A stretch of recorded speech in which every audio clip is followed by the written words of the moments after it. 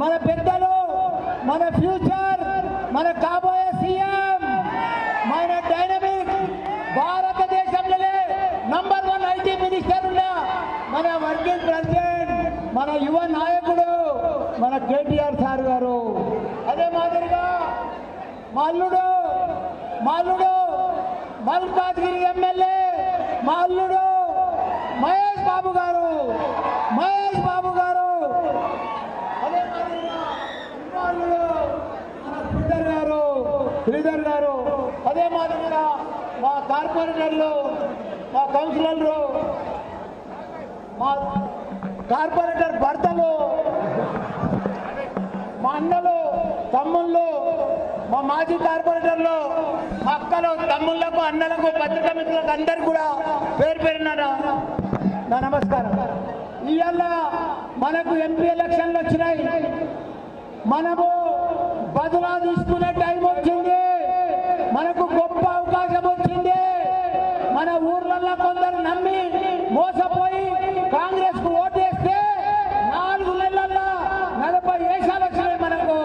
కాబట్టి మనం అందరం కూడా మే 13 నాడు మనం గట్టిగా యువకులంతా కూడా గట్టిగా పనిచేసి మన రాగిడి లక్ష్మారెడ్డిను భారీ మెజార్టీ తోటి మనం గెలిపించుకునే అవకాశం ఉన్నది.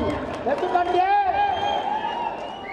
మనము 55 ఏళ్ళు కాంగ్రెస్ ప్రభుత్వం ఉండే, స్వాతంత్రం వచ్చింది కానీ ఏమి చేయలే, కరెంట్ ఇయ్యలే, నీళ్లు ఇయ్యలే, వాళ్ళు ఏమి చేయలే. బీజేపీ 20 ఏళ్ళు ఉండే, వాళ్ళు కూడా ఏమి చేయలే. మన కేటీఆర్ సారు, కేసీఆర్ సారు 10 ఏళ్లలో భారతదేశంలోనే తెలంగాణ రాష్ట్రాన్ని ఒక అద్భుతంగా సృష్టించారు, ఒక ఆదర్శ రాష్ట్రంగా తయారు చేసిండ్రు.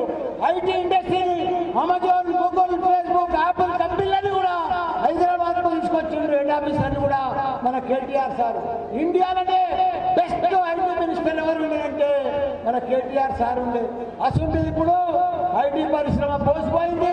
హైదరాబాద్ అంతా కూడా సిటీ అంతా మార్చిపోయింది. తాగునీళ్ళు వస్తలేవు, కరెంట్ వస్తలేవు. ఈ దరిద్రం కాంగ్రెస్ వచ్చింది, మనకు నెత్తి మీద పెద్ద పీడ పడ్డది.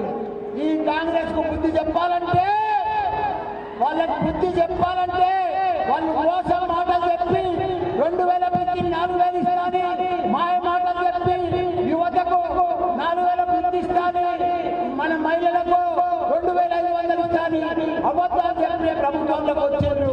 వాళ్ళకి మీరందరూ కూడా 13 తారీఖు నాడు గట్టిగా మనమందరం కూడా కేసీఆర్ కు, కేటీఆర్ కు ఉండి మనం బీఆర్ఎస్ పార్టీకి కారుగుర్తుకు ఓటేపించి భారీ ఎత్తున బదులా తీసుకోవాలని కూడా మీ అందరినీ కోరుతున్నా. జై తెలంగాణ, జై కేసీఆర్, జై కేటీఆర్.